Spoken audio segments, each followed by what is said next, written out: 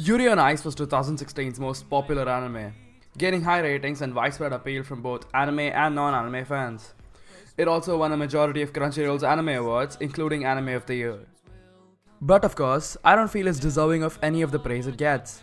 Today, I'll be critiquing Yuri on Ice while trying to be as constructive as I can with my criticisms.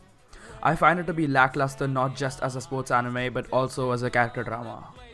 The two main aspects that a sports anime depends upon the most are 1. The sport and how effectively the sport is portrayed, and 2. The characters and their struggles and interactions with each other. These interactions could range from friendship and teamwork to romance. Since most sports anime have predictable stories, it's the hype of the sport, the depth of the characters, and the struggles they face that make it interesting. ごめん、ダメやった。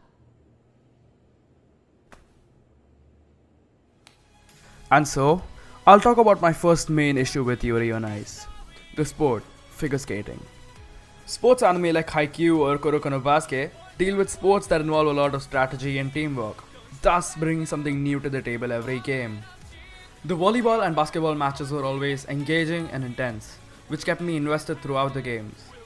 Unlike either of the two, Yuri on Ice deals with a sport that has a lot more to do with visual appeal than strategy or teamwork. The figure skating scenes are supposed to mesmerize the audience through well-animated sequences of elegant figure skating. But this works only on the first few watches, after which it becomes repetitive and boring. You're essentially seeing the same figure skating sequences over and over again every episode. A sport that isn't a team sport, a versus sport, or just isn't engaging can get very boring to watch if shown repeatedly. And Yuri on Ice unfortunately does just that. I highly respect Studio Mappa for taking the effort of basing the figure skating sequences off of real life figure skating. But none of this matters when these figure skating performances are given excess screen time.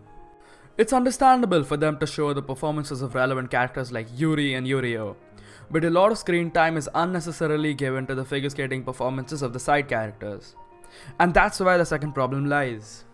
When an anime deals with a sport that isn't as engaging as something like volleyball or basketball, its characters need to be interesting, relatively fleshed out, and developed.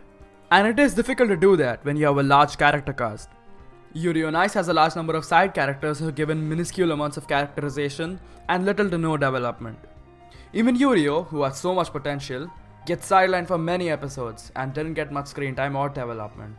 The show doesn't do a good job of making me care for any of these side characters, and so, all of the figure skating performances of these characters felt irrelevant and unbelievably boring.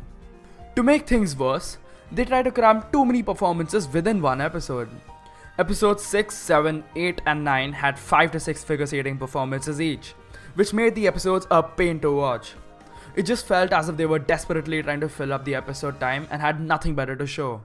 They could have instead provided more screen time to some of these side characters, fleshed them out better and made us care about their performances. But that didn't happen. Now you could argue that it is difficult to flesh out so many characters within the span of 12 episodes, and to that my answer is this: Ping Pong the animation. An 11 episode long anime that gave a lot of focus to its characters, while also giving enough screen time to its sport. How did they manage this? Focus on a lesser number of characters. I wasn't expecting Yuri on Ice to go into the sort of depth Ping Pong did, but at least flesh the characters out enough to make them feel relevant. The first step to that would be to not introduce so many irrelevant characters.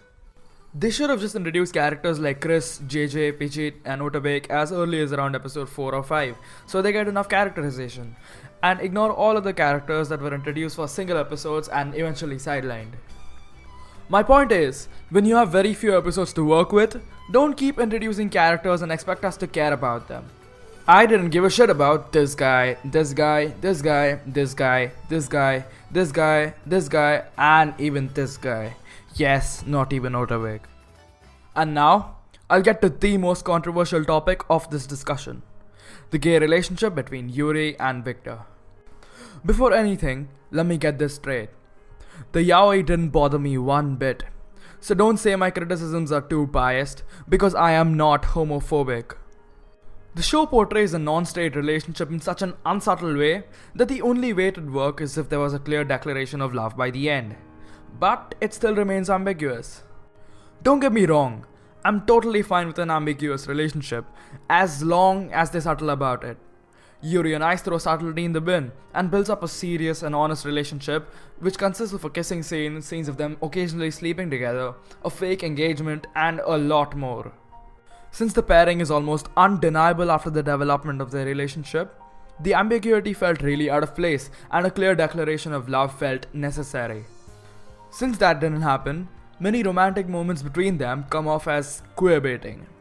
Instances where they were just suggesting and unnecessarily not confirming their relationship. The first is the engagement rings, which were dismissed as good luck even though they placed the rings on each other in a church. Another instance is the kissing scene in episode 7. Why was it censored? Other anime like Number 6 and Shinsekai Yori had male-to-male kissing scenes that weren't censored, so it doesn't explain why they censored it in Yuri on Ice. This also caused a lot of ambiguity and led many people to believe that they didn't actually kiss and that it was just a hug. Some of these moments just came across to me as queerbaiting, and I didn't enjoy it at all as I felt these scenes would have been a lot more meaningful if their relationship was clearly established. The ambiguity just doesn't fit well here. Yuri on Ice doesn't do well as a romance or a sports anime. What it does do well is give Yuri some great development and show his growth from being anxious and nervous to a confident and determined individual. But that's all the show does well. I could go on about more problems I had with this show, like the mediocre and poorly timed comedy, lack of tension during the figure skating scenes, the repetitive episode pattern during the middle, the lazy method of using chibi figures and intermissions for exposition, and this. Stop it. Get some help.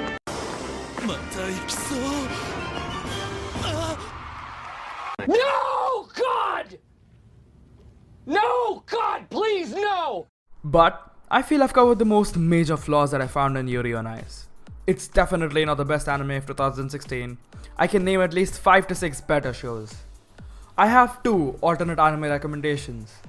For the people who liked Yuri on Ice, I direct you to Free, another anime about hot guys playing sports.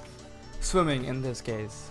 Free also has a lot of man service, but it focuses on a smaller bunch of characters and has more interesting and meaningful character interactions.